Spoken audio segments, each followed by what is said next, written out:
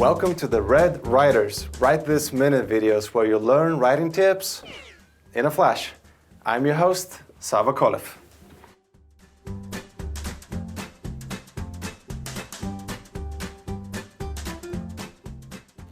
Hey Dustin, thanks for coming in today. How can I help you? Well, hi Red Writer. I've got this paper on the history of Texas Tech that I'm working on. Okay, great. Let's take a look.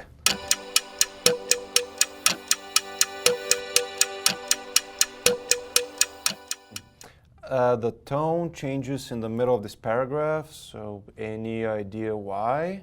Yeah, I copied that part from the TTU website. It sounds really good, right? Oh no, Dustin, you have a problem. This is plagiarism. Plagiarism? Why plagiarism? I changed every fifth word. Plagiarism is using an author's words or ideas without giving them credit, whether it's intentional or unintentional.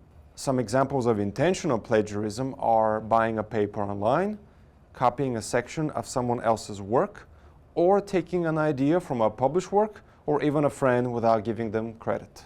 Of course, you don't want to plagiarize intentionally, but how can you avoid unintentional plagiarism? First, be sure your reader can tell whose ideas are whose.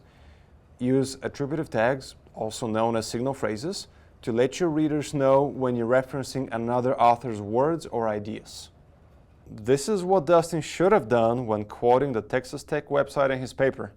Let's look at a sentence that uses an attributive tag in APA style. Florence argues that Texas Tech football team will dominate the coming football season. The readers know that this idea comes from Florence and it's not the author's own because of the phrase Florence argues, which is an attributive tag. And now let's look at an example in MLA style. As one professor notes, the Undergraduate Writing Center has, quote, the friendliest staff on campus, end of quote. In this example, as one professor notes is the attributive tag. Also, notice the little in-text citation that we snuck in at the end of the sentence. Here are some tips to help you avoid unintentional plagiarism. Plagiarism happens when you procrastinate instead of working on your paper and you run out of time to properly attribute all borrowed ideas. Get in the good habit of starting writing projects early and work on them over time. Other times, writers copy and paste quotations into their paper, intending to attribute them, but then they just forget. If this sounds like you, try using a different font or highlighting the copied and pasted quotations. That way, they will stand out when you're revising, and you will remember to attribute them. One of the most historic buildings on the Texas Tech campus is the Dairy Barn. Built in 1926, the Dairy Barn and Silo is one of the 4 original buildings on what was then known as the Texas Technological College. Parentheses, Texas Tech University, 2022. Then again, sometimes you paraphrase the source and you think you've changed the language enough, but you've only changed some of the words, and the paraphrase is still too close to the original. This is called mosaic plagiarism, also known as patch writing. And don't forget to cite all borrowed material, whether it's quotations, paraphrases, or summaries.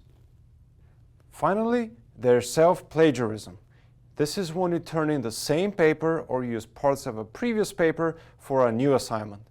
This is like trying to get paid for the same job twice.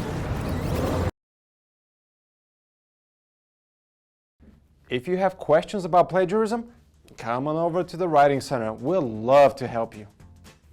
Thanks for watching. Be sure to subscribe and ring the bell to get notifications for our newest videos.